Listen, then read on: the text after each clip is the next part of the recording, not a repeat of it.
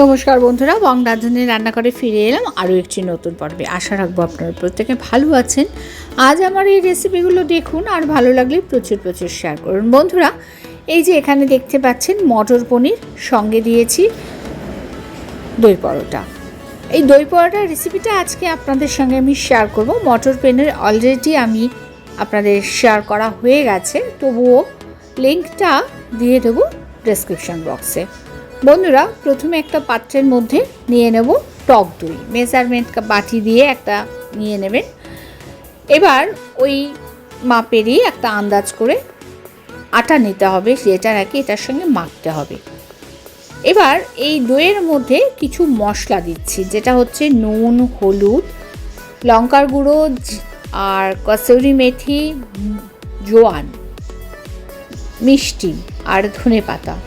এই সমস্ত উপকরণগুলোকে একসঙ্গে মিশিয়ে নিয়ে আমি আজকে আটা ব্যবহার করেছি। এই দইটাতে যতটা পরিমাণ আটা লাগে আমি 1 কাপ দিয়েছি মেজারমেন্ট কাপে, আর একটু লাগছে।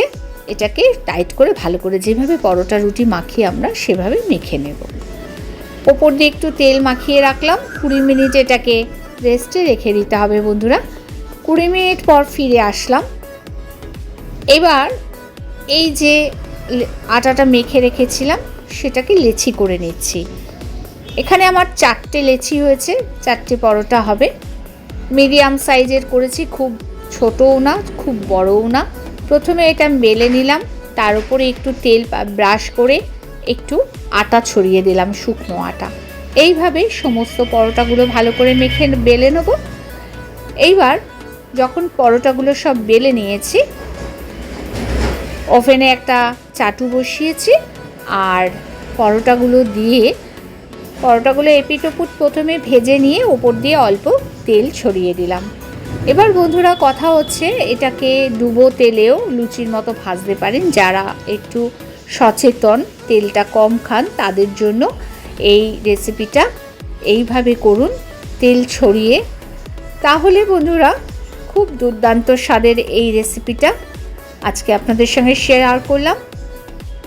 বন্ধুরা, আমার ভিডিওটা দেখে যদি আপনাদের একটুও ভালো লাগে তাহলে আমার ইউটিউব চ্যানেলটি সাবস্ক্রাইব করুন। প্রত্যেক দিন নতুন নতুন নোটিফিকেশান পেয়ে যাবেন সবার প্রথম। পাশে থাকা বেল আইকনটি প্রেস করে দেবেন। তাহলে বন্ধুরা, আজ এই পর্যন্ত। ফিরে আসছি পরবর্তী ভিডিও নিয়ে পরবর্তী সময়। ভালো থাকবেন, সুস্থ থাকবেন। আমার ভিডিওটা দেখার জন্য, আমার সাথে থাকার জন্য ধন্যবাদ।